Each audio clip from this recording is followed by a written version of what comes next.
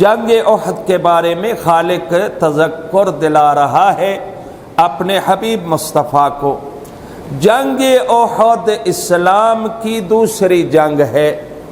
پہلی جنگ بدر ہے، آپ کو پتہ ہے، اس میں بھی بہرحال یہ سیرت رہی ہے، طریقہ رہا ہے اسلام کا اور اہل اسلام کا اور ہادیان اسلام کا کہ کبھی کافر پہ بھی پہلے حملہ نہیں کیا ہے، پہلے جنگ نہیں چھیڑی گئی، ہمیشہ دفاعی جنگ کی گئی، یا کوئی ایک آدھ ہے جو وہ بھی خطرہ جب محسوس کیا کہ بیضۃ الاسلام پہ حملہ ہونے والا ہے تو انہوں نے پہلے کر دیا، وَإِلَّا اسلام اس بات کی اجازت نہیں دیتا کہ گھر بیٹھے ہوئے لوگوں پہ حملہ کر دیا جائے۔ ہاں کافر حربی ہیں، ان کو روکنے کے لیے حملہ کیا جا سکتا ہے۔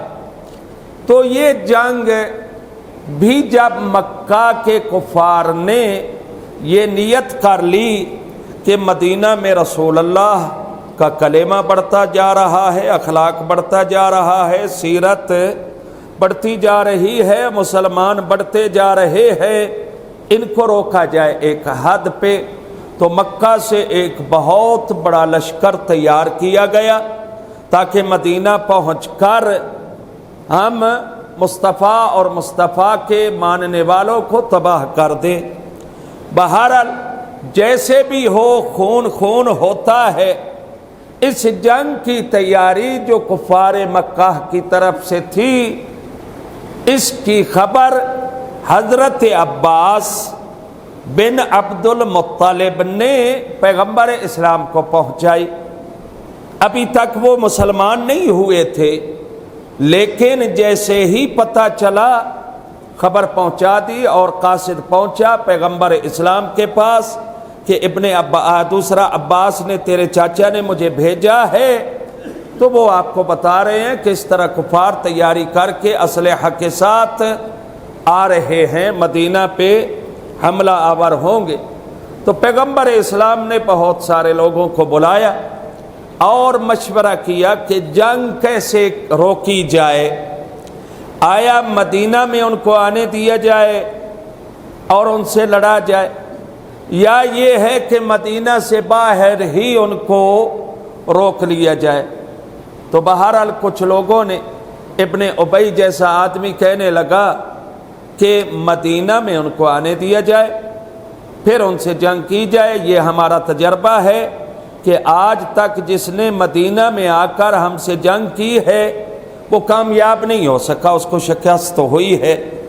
تو پیغمبر بھی ظاہراً، اصحاب تفاسیر کہتے کہ پیغمبر کو بھی یہ رائے ٹھیک لگی کہ اسی پہ عمل کیا جائے، لیکن کچھ لوگ اور تھے، انہوں نے جب پیغمبر کو بتایا کہ باہر لڑیں گے تو ہماری کمزور عورتیں اور بزرگوں اور کمزور اور بیمار مردوں پہ حملہ نہیں ہوگا، وہ محفوظ رہ جائیں گے، تو پیغمبر اسلام نے ان کی رائے کو تسلیم کر لیا۔ دیکھیں زمانہ ہے، پیغمبر ظاہری اسباب کو بھی دیکھتے ہیں، بے شک سید الرسول ہیں، لیکن اگلوں کو بھی دیکھنا ہوتا ہے کہ یہ کیا کہہ رہے ہیں۔ بہرحال جو باہر کا مشورہ دینے والے تھے وہ زیادہ تھے، طاقتور تھے، پیغمبر نے ان کی بات کو مانا اور 1000 کا لشکر مسلمانوں کا تیار ہوا۔ لشکر میں ابن ابی جس نے کہا تھا مدینہ کے اندر جنگ ہوگی وہ بھی تھا، اور اس کے ساتھ کچھ یہودی مل گئے تھے، اسی 1000 میں وہ ہی تھے۔ پیغمبر کی نظر پڑی، پیغمبر نے کہا یہ یہودی کیوں آ رہے ہیں؟ کہا یہ بھی کیونکہ مدینہ میں رہتے ہیں تو یہ بھی آ رہے ہیں تاکہ ہم بھی لڑے۔ تو رسول اعظم نے فرمایا یہودی سے نہیں لڑے گا، وہ آنے والے یہودی ہیں، یہ بھی یہودی ہیں، یہ جنگ نہیں کریں گے ان سے، لہٰذا ان کو واپس پلٹا دیا جائے۔ 250 بندہ، 250 آدمی 1000 سے واپس چلا گیا۔ صلوات پڑھیے بلند آواز سے۔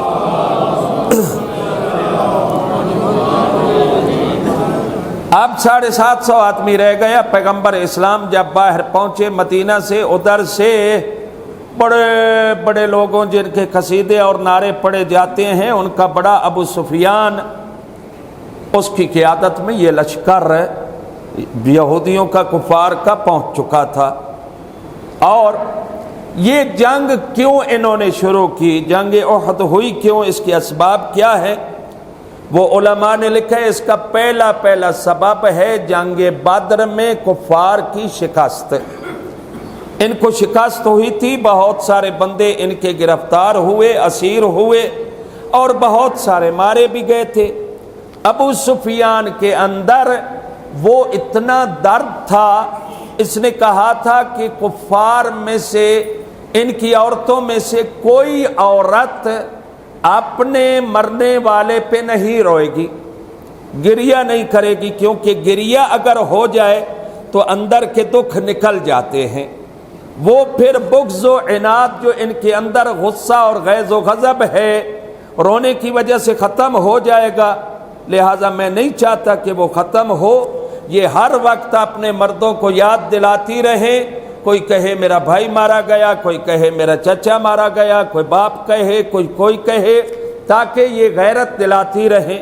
اور دوسرا، اس ابو سفیان نے کہا تھا کہ قسم اٹھائی تھی لات منات عزا کی، اپنے بتوں کی، کہ میں جب تک اس شکست کا انتقام نہیں لے لوں گا، میں اپنی بیوی کے ساتھ بستر پہ اکٹھا نہیں ہوں گا۔ یہ قسم اٹھائی تھی اس نے۔ بہرحال اسی غصہ اور غیظ و غضب میں آ گئے لشکر لے کر۔ اب پیغمبر اسلام نے اپنی حکمت کے مطابق لشکر کو ترتیب دی۔ ان میں سے آپ کو پتہ ہے، کچھ کو میمنہ، کچھ کو میسرہ، کچھ کو قلب لشکر، کچھ کو اوپر کھڑا کیا گیا پہاڑی پہ کہ تم نے دامن کوہ کو نہیں چھوڑنا ہے، اسی پہ کھڑے رہنا ہے۔ دیکھیے جب اللہ کے بنائے ہوئے نمائندہ کے فرمان کی مخالفت ہوتی ہے، انسان ناکام ہو جاتا ہے، چاہے عملی زندگی ہو یا غیر عملی زندگی ہو۔ سوچ بھی ان کی سوچ کے خلاف چلی جائے تو بندہ شکست کھا جاتا ہے، دنیا میں بھی اور آخرت میں بھی۔ پیغمبر نے فرمایا تم نے وہاں کھڑے رہنا ہے، لیکن نہ کھڑے ہو سکے۔ جب انہوں نے دیکھا کفار کے لشکر کو شکست ہو رہی ہے، پسپا ہو رہے ہیں، تو مسلمانوں نے مال غنیمت کو جمع کرنا شروع کر دیا۔ اب ہمیں ملے گا، لیکن ان کو اگر یقین ہوتا تو فوراً مال نہ اٹھاتے، کیونکہ پیغمبر اسلام کا یہ وتیرہ اور سیرت تھی کہ سارا مال غنیمت اکٹھا کرتے تھے، کسی کو چھپانے نہیں دیتے تھے، اکٹھا کرتے تھے اور پھر صاحب حق کو اس کا حق دیا کرتے تھے۔ بہرحال انہوں نے دامن پہاڑی کو چھوڑا، نیچے اترے، لالچ میں آ کر پیچھے سے انہوں نے بڑی ہمت اور طاقت سے حملہ کیا اور یہ پسپا ہو گئے۔ پسپا ایسے ہوئے کہ بھاگ گئے، باقی آپ سنتے رہتے ہیں۔ ابھی کسی نے کہا تھا کہ جنگ احد پہ ہمیں رونا چاہیے، آپ کو یاد ہوگا، کسی نے کہا رونا چاہیے ہمیں شکست ہو گئی تھی وہاں پہ۔ تو یہ شیعہ نعرے لگاتے ہیں اور یہ کرتے ہیں، بھائی ہم دوسروں سے ہمیں کیا غرض ہے وہ کہاں گئے تھے کہاں نہیں گئے تھے، ہمیں تو غرض ہے اپنے مولا و آقا علی ابن ابی طالب سے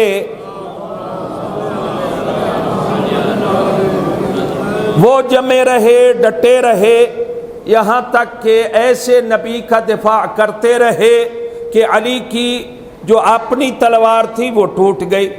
پھر پیغمبر نے تلوار اپنی علی کو عطا کی اور اسی تلوار کا نام ذوالفقار تھا۔ اور پھر وہیں پہ جنگ احد میں یہ جبرائیل کی طرف سے صاحب تفسیر نمونہ نے لکھا ہے، میں اس لیے حوالہ دے رہا ہوں کہ کوئی یہ نہ سمجھے کہ شاید یہ ٹھیک ہے یا نہیں۔ جبرائیل نے کہا تھا لا فتح الا علی لا سیف الا ذوالفقار، یہ تلوار پیغمبر نے دی تھی جو آخر دم تک علی ابن ابی طالب کے پاس رہی۔ اب یہ تو بھاگ گئے، کیوں؟ جب شکست ہوئی مسلمانوں کو بھاگے ہیں اور کسی نے آواز دے دی لقد قتل محمد، محمد مصطفیٰ قتل ہو گئے۔ اب کہا جاتا ہے کہ یہ آواز شیطان کی تھی، شیطان کی نہیں تھی تو کم از کم شیطان نما ضرور تھا جس نے یہ آواز دی تھی کہ محمد مصطفیٰ مارے گئے۔ اب سننے والے دوڑ گئے، چلے گئے، وقت گزرا تھوڑا سا، کیا آواز دی؟ پھر علی ابن ابی طالب روایات میں ملتا ہے دائیں بائیں بھاگتے رہے، محمد مصطفیٰ کو اٹھایا اور باقاعدہ ہاتھوں پہ اٹھا کر کہا ھذا محمد لم یقتل، یہ محمد مصطفیٰ ہیں جو شہید نہیں ہوئے، ابھی تک زندہ و سلامت ہیں۔ کیا ہوا؟ پھر کچھ لوگ واپس آئے، علی ابن ابی طالب بھی پیغمبر کے ساتھ ہیں۔ یہ واقعہ یہ جو ابھی عرض کرنے لگا ہوں، علامہ مفتی جعفر حسین نے سیرت امیر المومنین میں اسی جنگ کے ضمن میں یہ جملے لکھے ہیں۔ تو پوچھا پیغمبر نے تم چلے گئے تھے، بھاگ گئے تھے، کہا خوف و ہراس تھا، شکست ہو گئی، ہم نے کہا جان بچا کر چلے جاتے ہیں۔ تو پیغمبر نے علی کی طرف دیکھا، یا علی سب بھاگ گئے، آپ کیوں نہیں بھاگے؟ علی ابن ابی طالب نے فرمایا اکفر بعد الایمان، ایمان کے بعد میں کفر اختیار کر لیتا۔ توجہ، یہ بڑا جملہ ہے، یہ بہت بڑی ضرب ہے علی کی طرف سے ان لوگوں پر جو بھاگ گئے تھے کہ میں ایمان کے بعد کفر اختیار کر لیتا۔ گویا پیغمبر کو چھوڑ کر اس حالت میں بھاگ جانا ایمان نہیں تھا، یہ کفر تھا۔ لہذا علی نے کہا، اور پھر ان کی طرف دیکھا، پھر پیغمبر نے پوچھا ہاں کوئی اور بات، کیوں بھاگ گئے تھے؟ گیلانی صاحب توجہ ہے نا، کیوں بھاگ گئے تھے؟ کہنے لگے ہم نے سنا محمد مصطفیٰ شہید ہو گئے، قتل ہو گئے، ہم نے سوچا جب ہمارے رسول مارے گئے ہمارے لڑنے کا کیا فائدہ ہے، ہمارے جنگ کرنے کا کیا فائدہ ہے، ہمارا نبی دنیا سے چلا گیا تو ہم کیوں لڑتے، اس لیے ہم بھاگ گئے۔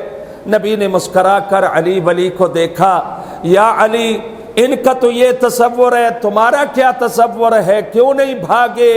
علی ولی نے ان کو بھی دیکھا، پیغمبر کو بھی دیکھا، دیکھ کر فرمایا جب میں نے آواز سنی محمد مصطفیٰ مارے گئے، میں علی نے سوچا جب میرا محمد مارا گیا علی کے زندہ رہنے کا کیا فائدہ ہے، علی کیا زندہ رہ کر کرے گا۔ تو بہرحال یہ آیات اور یہ واقعات ہمیں سبق سکھاتے ہیں کہ حق کی کبھی بھی بات آ جائے، ہمارا مال، ہماری جان، ہمارا سب کچھ قربان ہے دین خدا کے لیے اور ندائے مصطفیٰ کے لیے، اور اہل بیت کے فرمان پہ ہمیں لبیک کہنا چاہیے۔